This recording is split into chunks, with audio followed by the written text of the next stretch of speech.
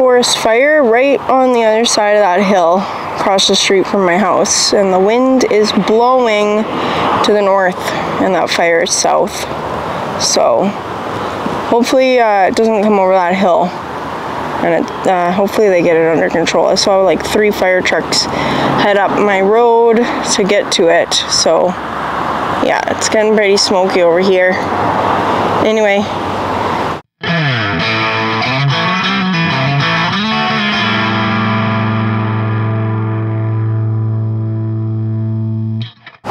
hello everybody and welcome back to my channel. Alright, so this is the video that you all have been asking for. Well, maybe not all of you, but a bunch of you have been asking for me to talk about this little bobber a little bit and just tell you guys about it, what it is and all that stuff. So that is what I'm going to do today. This is a little kit bike that we ordered, actually my brother and his wife ordered back in 2011, 2013, somewhere around that time frame, just before I started riding motorcycles, and this is the bike that I learned on. The company that makes these bikes is Kikker 5150. It is a Chinese bike, but the crates are shipped from California, and you can actually kind of custom order them. So you can actually order a few different kind of components on the Kikker 5150 if you do choose to order one for yourself. You can choose between having black sidewall tires or white wall tires. You can choose a Springer front end. I think at the time that my brother and his wife ordered this one, they'd just come out with their 2-cylinder 250cc engine. This one's a single cylinder 200cc engine. There's a few different things like that that you can order just kind of according to your specifications, which, like, you know, different paint scheme, things like that anyway. But we're going to go over this one and I'm going to show you guys all the different modifications that have been done to this one, because my dad did modify it quite heavily just to make it safer and more reliable and just easier to ride for all of the people who have actually learnt on this bike in our family. Yeah, so we're just going to go over the bike a little bit and take a closer look at some of that stuff, and then I'll talk about the company Kikker 5150 before the video's over. Okay, so this is the Kikker 5150 200cc bobber that I actually learned how to ride on, and my sister is learning how to ride on now. And actually my sister-in-law as well as her son, my nephew, have both ridden this bike at some point or another as well. So this bike's actually been in the family for quite some time. I think the company Kikker 5150 has been around since 2006, and like I said, we bought the bike around 2011, 2013, and about 3 or 4 of us now have learned how to ride on it. So it's been a good little bike for what it is anyway. So let's actually just go and have a closer look at this, and I'm going to show you guys all the parts that my dad ended up modifying on the thing. Starting with the front end here, well, not really the front end, but the bars anyway. So these bars are actually not off of this bike. These are off of a 1986 Honda 500 Ascot. The bars that were on here were drag bars. They were a little different, but they ended up getting chopped up because my sister-in-law, when she started riding it, she didn't really like the bars the way that they were, and then my nephew started riding it and then he didn't like the bars, so then these bars ended up going on here. The risers are also not off this bike, so they're off something else, which we don't really remember what they came off of right now, but those are also not original to the bike. As well as the hand clutch, that's also something that was added on, because originally this bike came with a foot clutch and a hand shifter. It was a tank shifter actually that the bike came with, and my dad switched it all over for us so that we could learn without fumbling up, which I kind of wish I would have learned the other way around now, but I didn't really want it at the time. So anyway, there's always time for that. Nothing else really on the front end has been changed as far as I'm aware of. I also do want to point out that, well, my dad actually pointed it out, that this is not his best work. It's actually probably some of his worst, but that was just because it was kind of just a quick slap together job to kind of get us kids on the road at the time, and nobody really cared what it looked like. So just keep that in mind, guys, while we're looking at this. So one of the major things actually that my dad changed was the front motor mount. mount, and that's because the bike didn't really come with a motor mount. Like, it had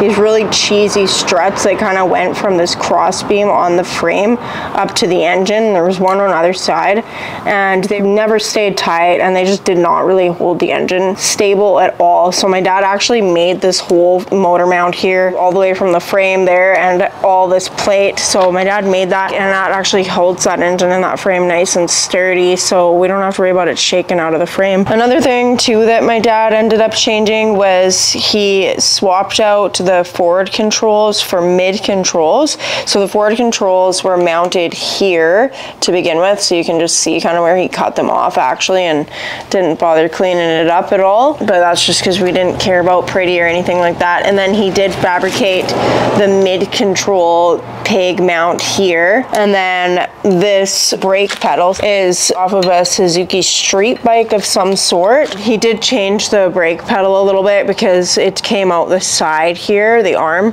came out the side here, and it kind of went around like that. So my dad just cut it off of the side and just made it come out straight the way that it is right now. And then he also made this mount here for the brake pedal. So where the spline is going through, he made this piece here that has the grease nipple on it. And then he also just added this master link to kind of work with the master cylinder and everything like that. So he also relocated the master cylinder. And then this brake reservoir, it's broke. It just recently broke, so don't mind the zip ties there. We have a replacement for it. It just hasn't been replaced yet. He also put a different kicker arm on it.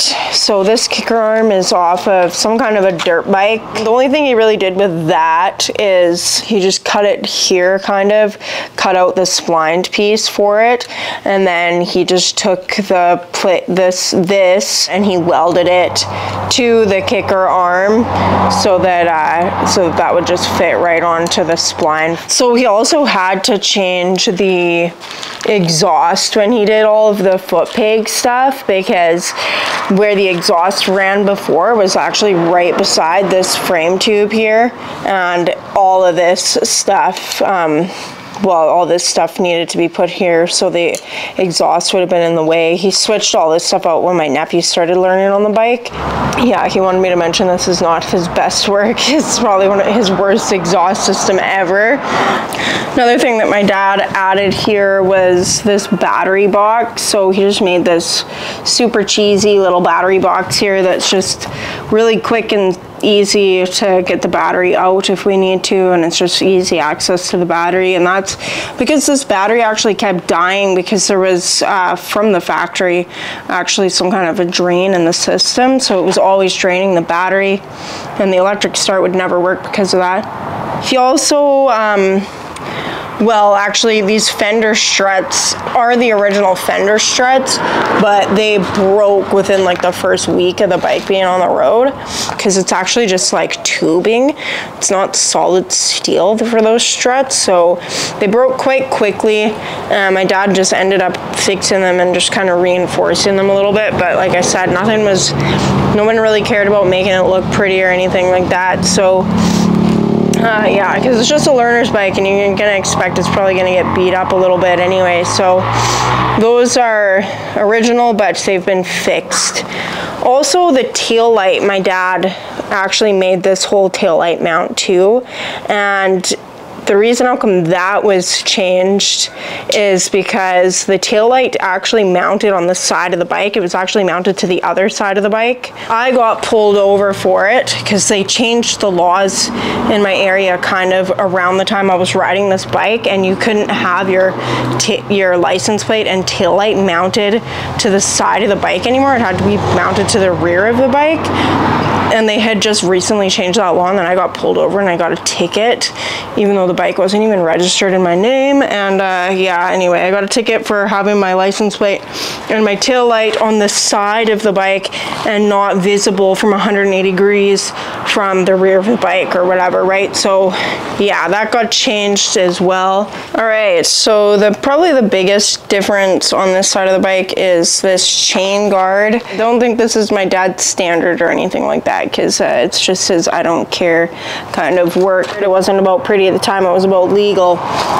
And it's not legal to not have a chain guard in my province, so we had to have this chain guard on there so that we could actually do our road tests and all that on the bike. And then another thing that's different on this side of the bike would also be the shifter lever. My dad added that because, like I said, it was a hand shift and a foot clutch, so my dad added that. Up here, this is actually the choke lever, and this, my dad said, some of you guys might actually recognize. So that was actually a decompression lever from old Triumph motorcycles, and it would actually like hold one of the exhaust valves open slightly just to kind of make it so you didn't break your leg when you were kicking your bike over. And that's actually off an old Triumph. So that's actually the choke lever. Just pull it down and then the choke's on, and push back up and the choke's off. And then you just got your Kikker 5150 little tag there. It's actually not a bad little bike. That's about it, guys. That's the bike.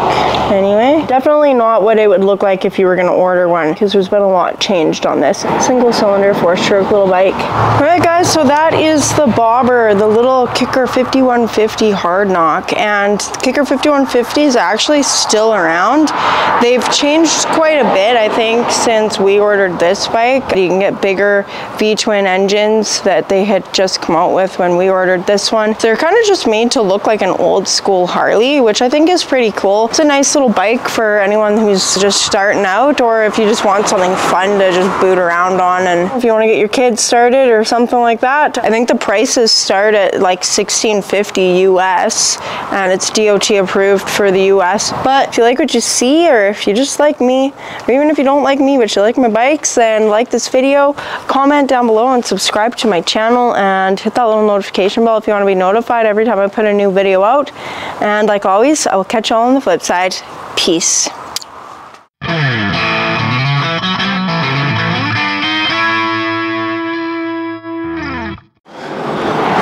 Of course, guys, we cannot end the video without actually showing the bike start and run. I will warn you, it does kind of sound like a piece of like, you know, yard maintenance equipment, but it's okay. It's okay. It's still kind of cool looking, right? So just like old times.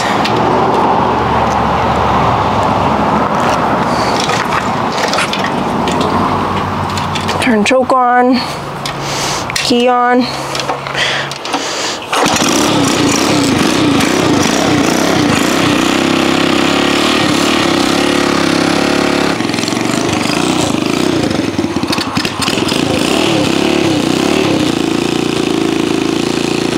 Not bad. There you go. That's it. That's the bobber. Even got a little kickstart video.